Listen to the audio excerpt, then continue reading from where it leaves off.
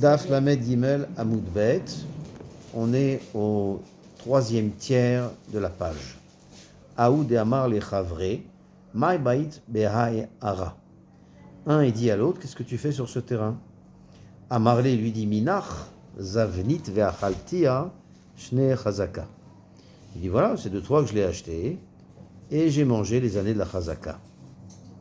Haïti Chatsaada de Achla Talat Shani.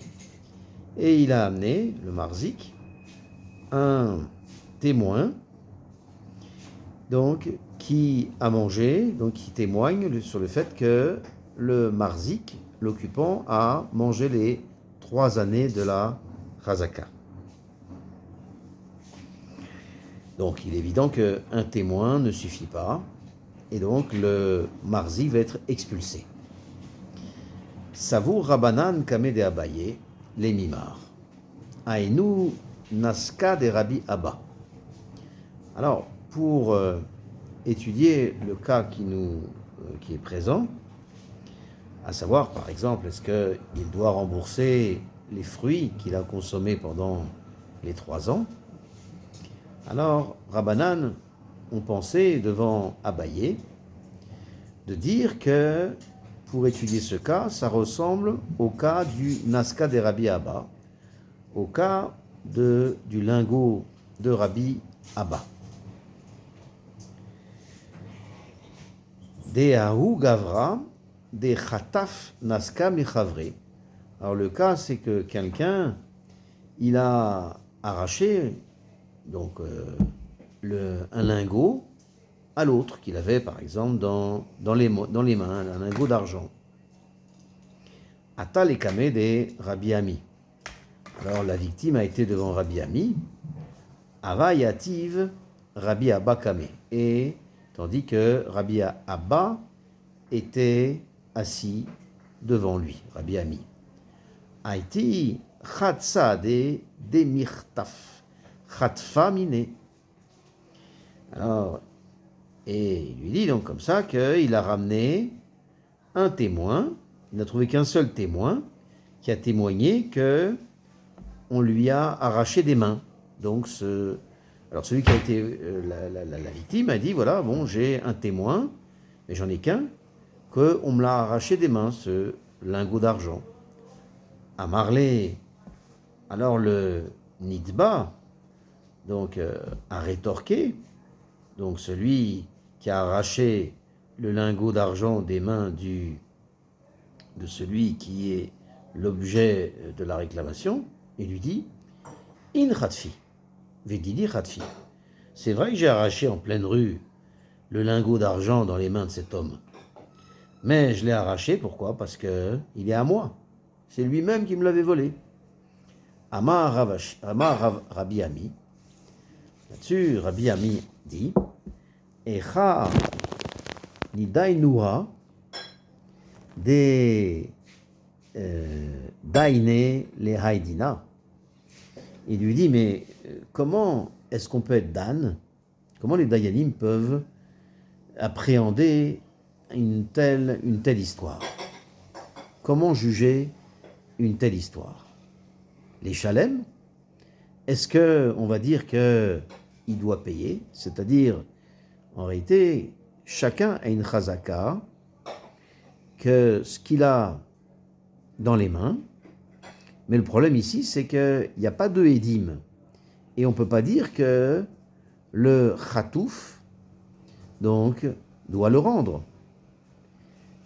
Alors, est-ce que maintenant, est-ce qu'il va falloir qu'il paye le lingot? Parce que en réalité, il l'a arraché des mains de l'autre. Et s'il y avait eu 2 édim, alors, donc dans ce cas-là, aucune ta'ana ne pourrait être valable par rapport à celui qui arrache. Parce que quand 2 édim voient que quelqu'un s'est comporté de cette manière, alors on rend l'objet à celui qui a été l'objet de l'arrachement. Et ça, c'est en raison de la chazaka. Il l'a dans les mains. Maintenant, s'il n'y avait eu aucun aide, alors c'est l'arracheur qui l'aurait emporté parce qu'il aurait eu un migot.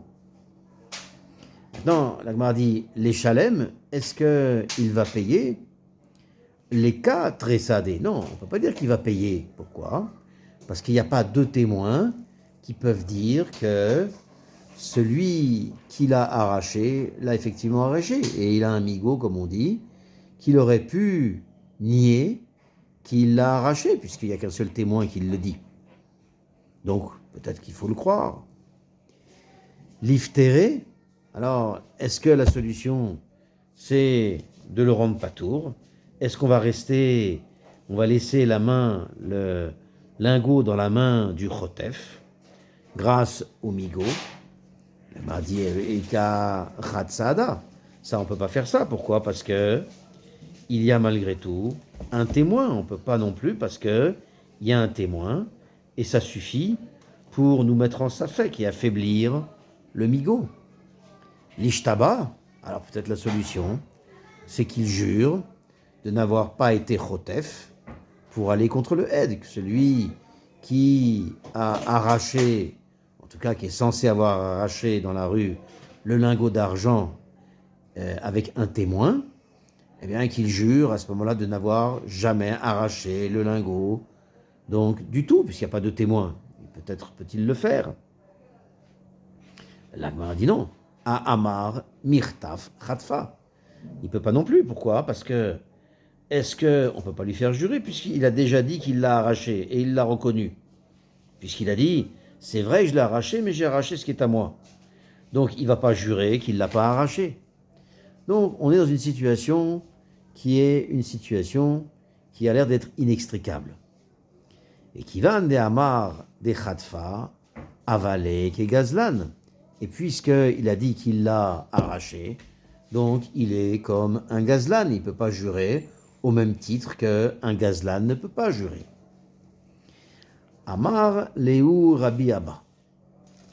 Alors il a dit Rabbi Abba à Rabbi Ami. Ave mechouyav shua sheino yachol les shava. Et kol amechouyav shua sheino yachol les shava meshalem. Alors il dit comme ça, il dit que il est donc celui qu'il soit, alors comme celui qui est chayav de jurer et pour une raison X ou Y, il ne peut pas jurer. Donc on va appliquer ce principe que celui qui ne peut pas jurer, alors kol amechouyav shua sheino yachol les shava, et celui qui doit jurer mais qui ne le peut pas, meshalem, alors qu'il paye. Donc c'est ce que dit Rabbi Abba à Rabbi Ami. Donc en réalité qu'il doit payer, puisqu'il ne peut pas jurer. Amar le Abaye. Alors Abaye lui a dit, Midame. Abaye lui dit, il n'est pas d'accord, parce qu'il dit, est-ce qu'on peut comparer les deux cas? Est-ce qu'on peut comparer ce cas au cas de Rabbi Abba? Pourquoi? Atam, Saada, les Urué, Kaati. Pourquoi? Parce que là-bas, c'est-à-dire quand il a témoigné dans le lingot d'argent, il a témoigné, il y a eu un témoin, Atam Saada, il y a eu un témoin, que dans le lingot, il a témoigné contre le chotef, lequel le chotef a arraché. Donc le témoin témoigne qu'il y a quelqu'un qui a arraché le lingot à un autre. Et donc, Saada les orouillé kaati. Donc le témoin, il est là dans le sens contre le chotef. Qui ati acharina bahade mafkinan lamina. Miné. Et si un autre témoin devait s'adjoindre alors avec le premier, alors dans ce cas-là, on retirerait à coup sûr le niska, le lingot d'argent, de la main du chotef. Aha, mais ici, c'est pas le même cas. Les siouye ka ati, qui ata acharina mukminan la bayade. Mais ici, c'est différent. Pourquoi c'est différent? Parce que le seul aide qui est venu, c'est pour aider le marzik. C'est pour aider celui qui est l'objet de la réclamation. De sorte que si un deuxième qui a harina, de sorte que s'il y avait un deuxième témoin qui était venu s'adjoindre au premier, alors le marzik aurait gagné. Mukminan la bayade. On aurait laissé le terrain dans sa main, si on peut dire. Il aurait gardé le terrain.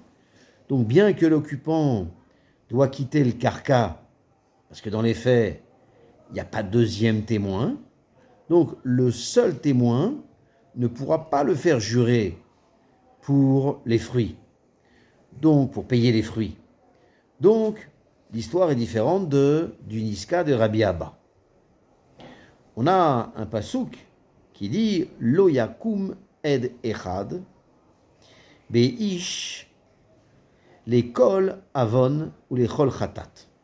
C'est que de là, de ce pasouk, c'est qu'on ne laissera pas, on ne sera pas yakum, un témoin pour un homme, pour toute la faute et toute la faute. De là, on apprend qu'un témoin, alors, on peut l'obliger, un témoin, par son concours, par son témoignage, peut obliger à jurer.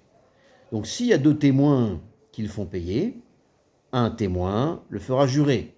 Mais s'il y a deux témoins qui ne peuvent pas le faire payer, malgré leur témoignage, alors, dans cette même situation, un seul témoin ne pourra pas le faire jurer.